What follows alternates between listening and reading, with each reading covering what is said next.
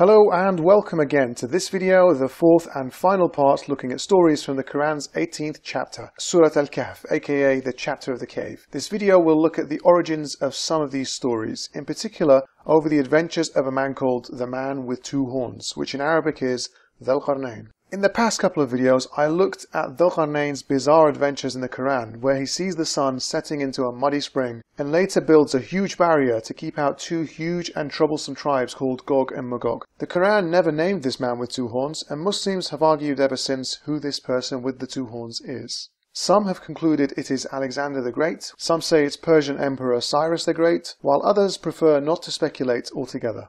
I deliberately avoided referring to this in the past two videos as I felt it was important to try and focus on the absurdities of the stories themselves, and not get sidetracked into something less important. But digging deeper into the character of Dhul Qarnayn is very interesting in itself, as it once again shows us how stories, almost universally considered today as legends with barely any historical truth to them, made their way into the Quran and other Islamic texts. Having read the different versions of what remains of the Alexander Romance legends, some of which have been lost over time, I am in no doubt that the character of Dhul Qarnayn mentioned in the Quran was based on the legendary Alexander stories, made up by those who idolized him, not the historical Alexander or any other character. So, who was Alexander the Great? Well, in brief, he was a skilled Macedonian leader/general who managed to conquer much of the known world at the time, his empire eventually stretching from Egypt and Macedonia in the west to modern-day Pakistan and Tajikistan in the east. Born in 356 BC, Alexander was born into a life of privilege and even had Aristotle as his tutor. He revered Cyrus the Great to such an extent that upon conquering Persia, he began to embrace many cultural aspects of Persian life, as well as claiming divinity and ordering his subjects to bow down to him in ancient Persian fashion called proskinesis. Proskinesis was a Persian method of worship. Let me ask the Muslims watching this, does this look familiar? Except for the last stage of Persian proskinesis, with the entire body lying face down, it's pretty much exactly what Muslim prayers eventually became as well. Remember that next time you're in a mosque. You're simply seeing an ancient Persian ritual of worship, not something new and unique to Islam. Anyway, I digress. So, before setting out to conquer Asia, Alexander brought along the well-known historian of his era, Callisthenes of Olynthus. He wanted Callisthenes to record his exploits and the march of the Macedonian army east. But Alexander's attitude and growing arrogance were not always well received by the Macedonians around him. Callisthenes was one of those who came to despise much of Alexander's behavior, in particular his demand for others to worship him. Callisthenes was imprisoned until his death in 327 BC. His historical works were all but destroyed. 4 years later, Alexander died at the age of 32 in Babylon. Having won every single battle during his life, crushing a once giant Persian empire and creating the largest empire the world had ever seen at that stage in history, Alexander inevitably became a legend. Stories were created to portray him in an ever more flattering light almost immediately after his death, with tales of his adventures growing more and more spectacular as time progressed. But which came first? Did the Alexander Romance stories predate Islam, or was Islam first in revealing these stories? Historians have effectively reached a consensus that the Alexander Romance stories are effectively nothing more than fables falsely attributed to Callisthenes. They began circulating orally soon after Alexander's death. Hundreds of years later, these fables were written down in Greece and Egypt around 200 AD. Ernest Wallace Budge, a British Egyptologist and curator, writes the following in the History of Alexander the Great. The first book of the history of Alexander, according to Pseudo-Callisthenes, is certainly of Egyptian origin, and its birthplace was Alexandria. Colonel Yule places the composition of the work as far back as AD 200. But there is no doubt that the legends which are contained in it were current some hundreds of years before. Indeed, some of them must have been known within a few years of Alexander's death. The stories from these versions and the oral traditions led to more versions arriving. But given the geography and incredibly strong trade links in the region, if these myths were written down in Greece and Egypt by 200 AD, then the oral tradition would have almost certainly been very strong in Arabia by that time, and for a few hundred years later, long before Islam was born. Some Muslims may claim certain versions of the Alexander Romance were physically written down around the same time, or a little later than when the Quranic verses were revealed. That simply ignores the fact that there were many versions, and ignores the fact that the legends most likely began as folklore, and were well known to people through word of mouth before they were eventually written down. Even within Islam itself, the hadiths and the seerah were only written down a couple of hundred years after the stories and sayings allegedly occurred. We also saw in an earlier video how the Quran appears to borrow the idea of the sun setting into a muddy spring from a pre-Islamic poem by Tubba, as evidenced in early Islamic sources which tried to give the verse legitimacy. This shows that the legends from this man with the two horns were in Arabic poems long before Islam was even founded. So it's clear that the myths regarding the man with the two horns were prevalent in society sometime prior to the birth of Islam. Even the Quran itself lends credibility to the idea that these stories were around before the Quran. As we saw in the first video analysing chapter 18, Muhammad was challenged to recall a number of stories to prove his prophethood. He requested one day to get back to them, took 2 weeks, blamed it on God getting grumpy because Muhammad didn't say inshallah, and then told them their answers in the vaguest way possible. But it's not just the hadiths providing context to this verse that shows this was the case. The Dhul Qarnayn story in the Quran actually begins with the verse 1883. And they ask you about Dhul Qarnayn. Say, I will recite to you an account of him. So it's clear he was asked about the story known to them at the time, and that would have been the prevalent local version of the Alexander romance. So let's see what was said in these fables and where there are similarities to the Quran, hadith or exegeses. For starters, the origins of the name of Two-Horned One, which is exactly how the Quran refers to him, makes several appearances in these legends. It appears to have originated from the Egyptian version, which, like other versions, tried to claim Alexander as their own, claiming he was part of their family of gods. This hieroglyphic message apparently reads, King of Upper and Lower Egypt, the chosen one of Ra, the beloved of Amen, son of the sun, Alexander, son of Amen. Now the author here says, being the son of the god Amen, who was frequently represented on the sculptures by a ram, it was only natural that the two horns of this animal should be made attributes of Alexander the Great, and that he should be called two-horned. In the Ethiopic version, we are given another reason. His title, Two-Horned, occurs for the first time in this manuscript in this address. The Ethiopic writers explain this title by saying that he was so called because he ruled in the two horns of the sun, the east and the west. In the Christian version, we have yet another version to explain the origin of the name. And the king arose and knelt down and did reverence to the Lord. And the Lord said to him, Behold, I have magnified thee above all kingdoms, and I have made horns of iron to grow on thy head, that thou mayest thrust down the kingdoms of the earth with them. So we can already see the evidence is pointing very strongly that the so-called two-horned man was referring to Alexander across the region when Islam was born. He was known by this name in Egypt, Ethiopia, and among Christians. If the Quran meant someone else, then it would be deliberately misleading. So what else do we see in these mythical legends? Here we have Alexander's father, King Philip, predict this. When Philip saw Alexander guiding the horse with his hand and standing upon his feet, he said, My son Alexander, the whole oracle refers to thee. I believe that after my death thou wilt reign, and that thou wilt rule the world. So Alexander's father says he will rule the world. In the second Quranic verse on Dhul Qarnayn, we hear the following. Verily, we established his power on earth, and we gave him the ways and the means to all ends. We can see by reading the well-respected exegesis of Ibn Kathir that this is given to mean he controlled the world.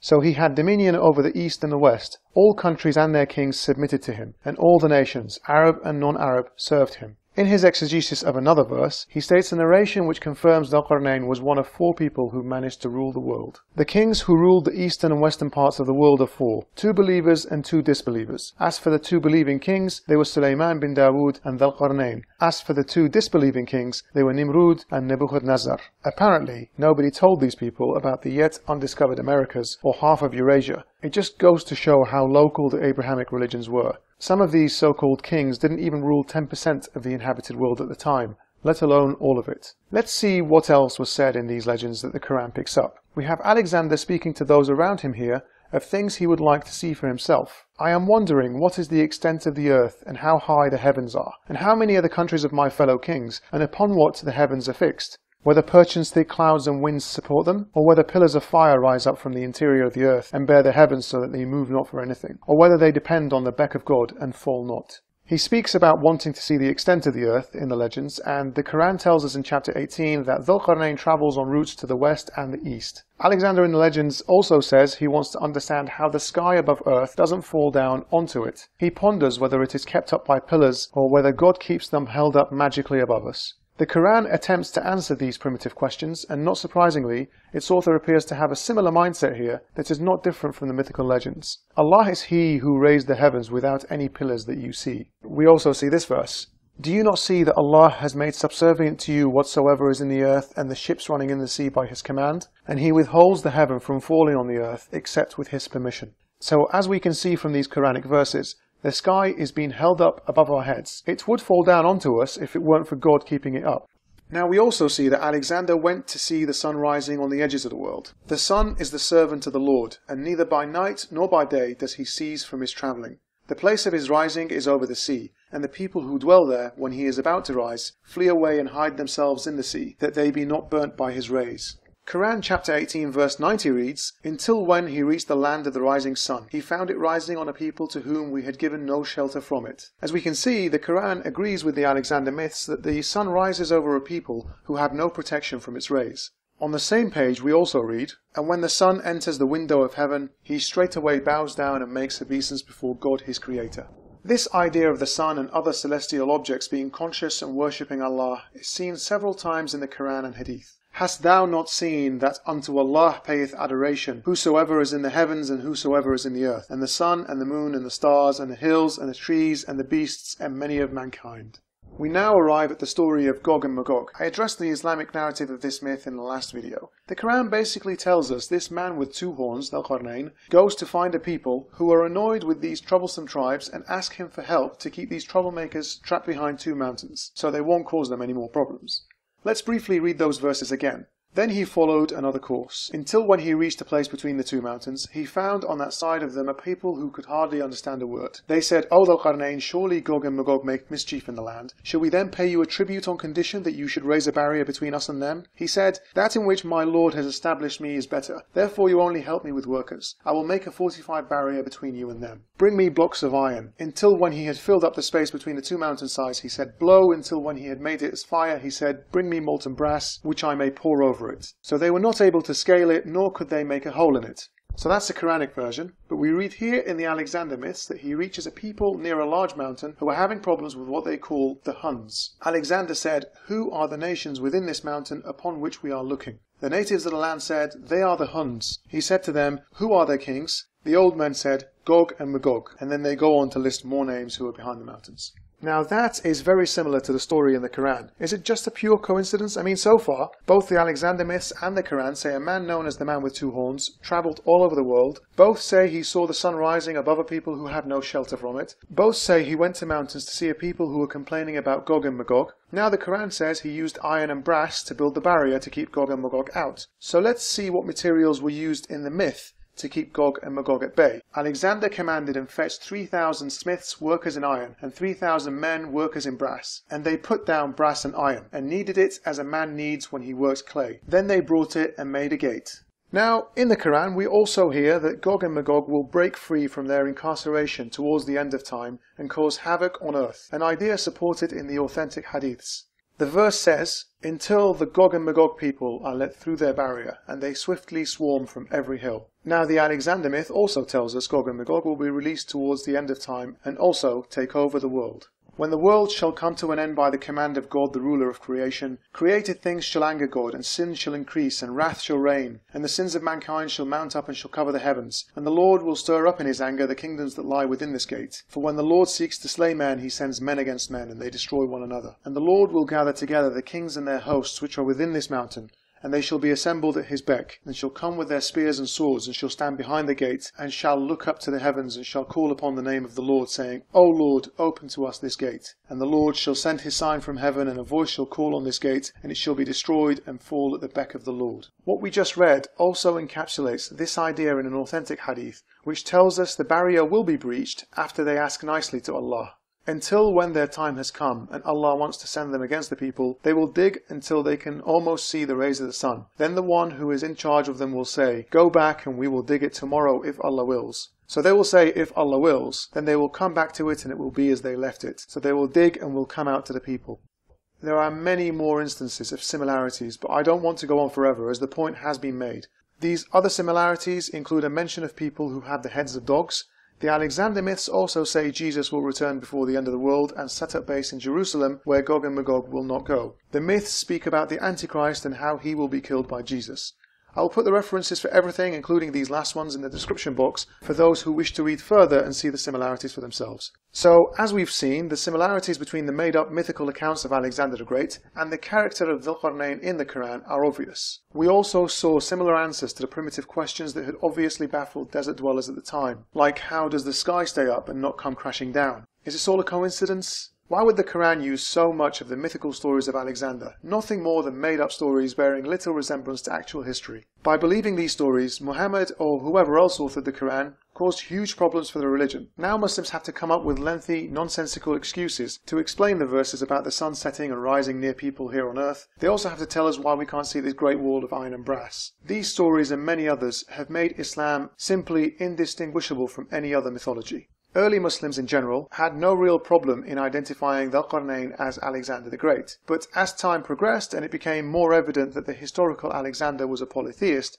and even wanted people to bow down to him, Muslims have started to switch the identity of Dhul Qarnayn from what we clearly see is of the mythical Alexander to Cyrus the Great, or just preferring to say he's a man who ruled the world but we don't know who he is, as if suggesting historians and archaeologists would miss such an empire completely. So why are today's Muslims often so quick to tell us Dhul Qarnayn is not Alexander? Well, simply because they presuppose that Islam is right and base their conclusions on that presupposition. They don't bother looking objectively at the evidence and seeing where it leads. No, instead they'll say it can't be Alexander because he wasn't righteous and the Quran states Dhul Qarnayn was a believer. Also, there is this Islamic legend that is very popular that Dhul Qarnayn is somehow Alexander the Great. And the fact of the matter is that there is not a shred of Islamic or historical evidence that links Alexander the Great with Dhul Qarnayn. In fact, quite the contrary, there's a number of things that do not fit at all with Alexander the Great and Dhul Qarnayn. The most important of them, Allah describes Dhul Qarnayn as being a pious Muslim, a good man, as a rajul salih, as Ibn Abbas said. And we know historically beyond a shadow of a doubt that Alexander the Great was a pagan idolater. He was an idol worshipper. His teacher was none other than Aristotle. Aristotle was the tutor of Alexander the Great. This is literally historically. Alexander the Great was tutored by Aristotle. And these people were not believers in Allah subhanahu wa ta'ala. They believed in a pagan religion. So Alexander the Great has nothing to do with the story of Dhul Qarnayn. Who was he then? Allahu A'lam. People, if you look at the books of tafsir, they give all of these stories, and really in the end of the day, these are simply Islamic legends. There's no shred of evidence in the Quran and Sunnah, and the more details we go into that are unnecessary, the more trouble we put ourselves into. Let's stick with the Quranic story and don't go too much into the details that Allah did not care to tell us about because they're not relevant. See that? He realizes too many questions over this story of the Quran will lead to problems. But why should it if it were true? Why should it lead to problems if the Quran is indeed a perfect book? Surely analyzing a so-called perfect book and believers trying to understand the stories contained within this scripture shouldn't lead anyone to face problems. This apologist basically begins with his conclusion that the Quran is perfect and tries his best to make everything fit so it can remain consistent with his conclusion. This is not the way any academic assessing the Quran's claims objectively would look at the issue. Instead, one would look at the data and the evidence, and in this case it's pretty strong, and conclude that the story appears to be taken from a mythical legend circulating at the time. But obviously a Muslim just cannot admit that. He just has to shrug his shoulders and say God knows, and then advises others not to dig too deep into it and just sweep it under the carpet. Some Muslims today claim it's Cyrus the Great who was Dhul Qarnayn. They'll tell us this based purely on this one picture of a sculpture showing Cyrus with horns and also with wings. But was Cyrus ever known by the name Dhul Qarnayn as Alexander clearly was? Did Cyrus travel to the edges of the earth and witness the sun rising on a people who had no protection from it? Did Cyrus imprison Gog and Magog behind a barrier made of iron and brass?